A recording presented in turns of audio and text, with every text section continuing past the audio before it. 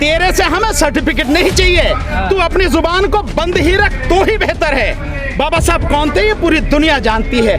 संस्कारी होता है अपनी शिक्षा से, अपने संस्कार से, अपने आचरण से, और वो सामने दिखता है। और ये जाति, और इससे जो साफ ही बात हो रही है कि इस देश में कहने के लिए संविधान है, कहने के लिए कानून है, लेकिन जो लागू हो रहा है वो मनुवादी कानून ही लागू हो रहा है। तभी ब्राह्मण की बात आई। मैं आपको दिखा सकता हूं इतने ब्राह्मण जो अपराध में जिनका कोई मुकाबला नहीं है। आप सब भूले तो नहीं होंगे जब एनकाउंटर हुआ था उसका, विकास दुबे का, कितनी सारी चीजें सामने आई। तो आप इसे कैसे देखेंगे? कोई भी व्यक्ति जाति और धर्म से संस्कारी नहीं होता। संस्कारी होता है अपने अच्छे गुणों से, संस्कारी होता है वो शिक्षा से, और संस्कारी होता है अपने आचरण से, अपने चरित्र से।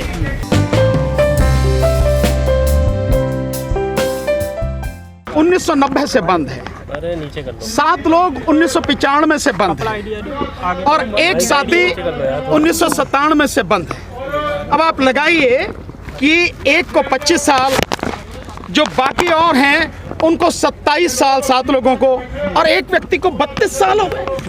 मतलब कोई सीमा भी होती है। और अभी तक उनके खिलाफ आरोप भी सिद्ध नहीं हुआ। तो आरोप भी सिद्ध नहीं हुआ, मुकदमा अभी चल रहा है। कब तक लेके जाएंगे आप मुकदमों को?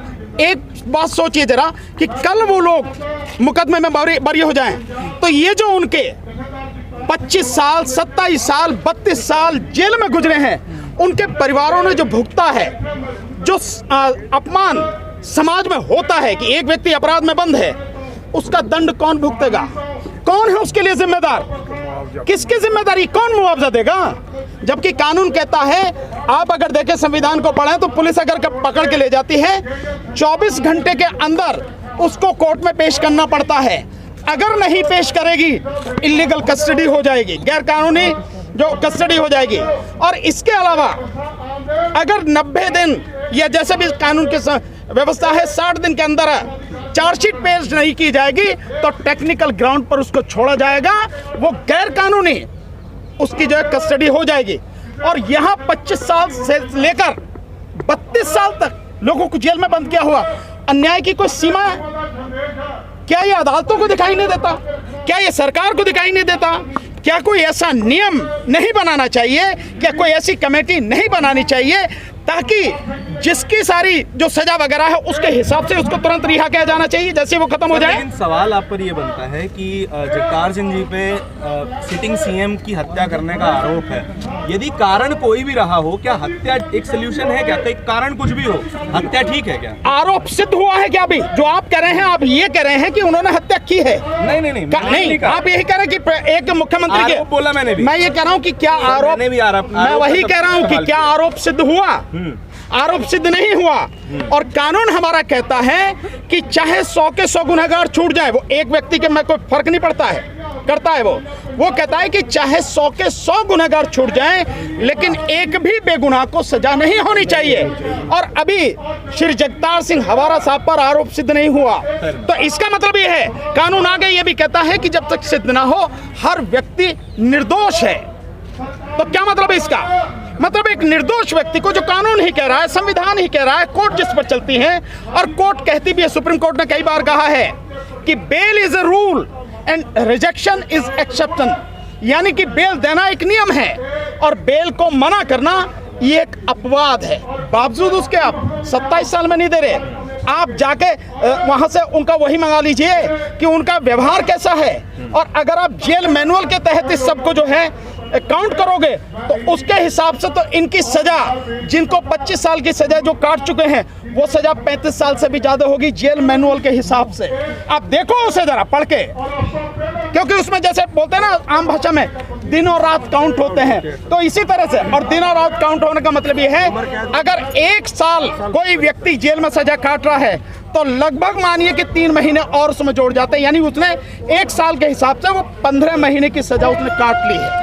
यह है कानून। जिस तरह इसको कैसे देखते हैं? निश्चित रूप से ये भेदभाव है भाई। उसी के संबंध में ये सारी चीजें हैं कि एक तरफ आप ऐसे अपराधी को रिहा कर रहे हो जो बाकायदा बम अटैक में, बम के हमले में अपराधी, और उस पर जब सारी चीजें हो गई, जब मुकदमा चल रहा है, उसके बाद उस टाटा के केस जो उसको खत्म किया जाता है, फिर उसको छोड़ा जाता है, फिर उसको एमपी बनाया जाता है।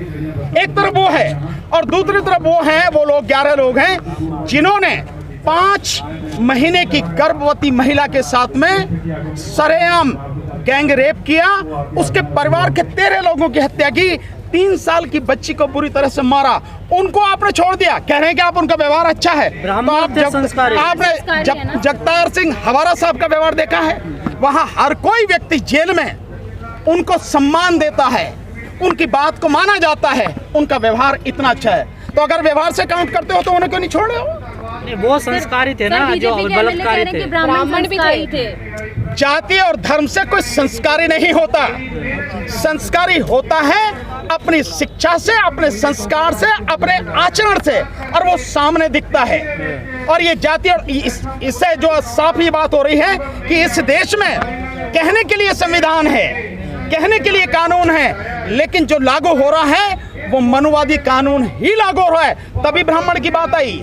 मैं आपको दिखा सकता हूं इतने ब्राह्मण जो अपराध में जिनका कोई मुकाबला नहीं है। आप सब भूले तो नहीं होंगे जब एनकाउंटर हुआ था उसका, विकास दुबे का, कितनी सारी चीजें सामने आई। तो आप इसे कैसे देखेंगे? कोई भी व्यक्ति जाति और धर्म से संस्कारी नहीं होता। संस्कारी होता है अपने अच्छे गुणों से, संस्कारी होता है वो शिक्षा से, और संस्कारी होता है अपने आचरण से, अपने चरित्र से। बिल्कुल कैसे ले जाएंगे आप? भाई कम से कम बेल तो दे सकते हैं। जब सुप्रीम कोर्ट बार बार कहती है कि बेल इज रूल, तो आप, और भाई जब होगा होता रहेगा। मुकदमा आप 27 साल हो गए, 32 साल हो गए, और चलाओ आप 27 साल, कोई फर्क नहीं पड़ता। लेकिन आदमी को आप बेल तो दें, आप कम से कम बेल पर तो रिहा करें, क्योंकि आप ही कहते हैं कि जब तक सिद्ध ना हो जाए हर व्यक्ति निर्दोष है। तो हम तो कानून की बात कर रहे हैं ना, हम कोई आपसे भीख नहीं मांग रहे हैं। यहाँ पे जितने भी लोग हैं कोई किसी से भीख नहीं मांग रहा। यहाँ पे सिर्फ संविधान ईमानदारी से लागू हो, संविधान के तहत कानून काम हो, सिर्फ इसी बात की मांग हो रही है, इसी बात के लिए आवाज उठाई जा रही है। शराबबंदी सिखों की रिहाई की बात कर रहे हैं, वहीं दूसरी ओर बिल्किस बानो के अपराधियों को रिहा कर दिया गया। सरकार का कैसा दोहरा खेल है ये? देखिए, इसीलिए तो ये सब लड़ाई लड़नी पड़ रही है। अगर सरकार का चरित्र दोहरा नहीं होता, सरकार ईमानदार होती कानून के प्रति, संविधान के प्रति, तो वो न्याय होता। और ये तो और बड़ा जघन्य अपराध, मैं इसे रिहाई भी नहीं कहूंगा, ये तो बहुत बड़ा जघन्य अपराध सरकार ने किया है उन 11 के 11 को छोड़ के। जबकि वो गुजरात सरकार ही कहती है, 2018 में उसने एक कानून बनाया है कि जो रेप और हत्या के बलात्कारी हैं, अपराधी हैं, उनको 30-35 साल से पहले नहीं छोड़ा जाएगा। आपने 18 साल में छोड़ दिया उनको। तो ये जो दोहरा चरित्र है, यह कानून का जो दोहरा रंग ये सरकार अपना रही है, उसी के प्रति लड़ाई है, उसी के लिए संघर्ष है। सरकार को क्या डर हो सकता है कि सरकार को क्या डर हो सकता है? नहीं, देखिए, सरकार के लिए जो डर है वो डर बहुत साफ है। ये जो लड़ाई है या ये जो सारी चीजें, ये राजनीतिक बंदी है। एक व्यक्ति, आप सोचिए, कल्पना कीजिए, एक व्यक्ति जिसको जत्थेदार बनाने के लिए 10 लाख लोग आए, वो अगर ये बात कहते हैं कि ये हमारा जत्थेदार है, उसके प्रति और कितने लोग होंगे? आप समझिए कि मैं तो बहुत साफ कह सकता हूं, अगर वो बाहर आ जाते हैं तो पंजाब में उनके अलावा कोई नहीं होगा, सारी सरकारों का सुपड़ा साफ हो जाना, वो जिसको कहेंगे वो। तो ये सब कुछ राजनीतिक और सियासी है सारी। अगर जन समर्थन होना एक व्यक्ति की अच्छाई दिखाता है, तो फिर तो मोदी जी और अच्छे आदमी हो गए। नहीं, मोदी का जन समर्थन कहाँ है? आपको बताने, मोदी का जन मोदी को तो आज की तारीख में 2% आदमी पसंद नहीं करते। आप किस हवा में रह रहे हो?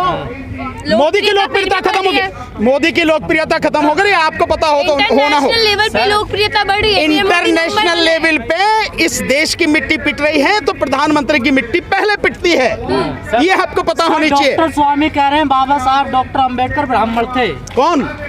सुब्रमण्यम स्वामी। अब हिंदू के भैया, तेरे से हमें सर्टिफिकेट नहीं चाहिए, तू अपनी जुबान को बंद ही रख, तो ही बेहतर है। बाबा साहब कौन थे ये पूरी दुनिया जानती है, उससे सर्टिफिकेट नहीं चाहिए। अब उन आरोपियों का भव्य स्वागत किया गया फूल माला फैलाकर, कहीं ना कहीं ये और आरोपियों का, अपराधियों का जो है हौसला अफजाई नहीं करेगा? निश्चित रूप से। हाँ। भाई ये अपराध को बढ़ावा है। हाँ। लेकिन बीजेपी का चरित्र ही ये है कि जो अपराधी हैं, कातिल हैं, जिन्होंने जो है मर्डर किए हैं, जिन्होंने रेप किए हैं, जिन्होंने भयानक रूप से भ्रष्टाचार किया है, हर तरह के अपराध में। और अभी तो एक आपको सामने आ रही होगी एक वीडियो आप देख रहे हो कि एक जो बच्चा चोरी हुआ है, बच्चा चोरी भी जो उसके बीजेपी के पार्षद के यहाँ मिला है। तो हर तरह के अपराध में जो लोग संलग्न हैं उन सबको अपने साथ में लेना, उन सबको संरक्षण देना, उन सबको फूल मालाएं पहनाना, उनका सम्मान करना तो बीजेपी का चरित्र है। इसलिए अपराधियों के हौसले बढ़ रहे हैं, अन्यथा अपराध कैसे बढ़ सकते हैं?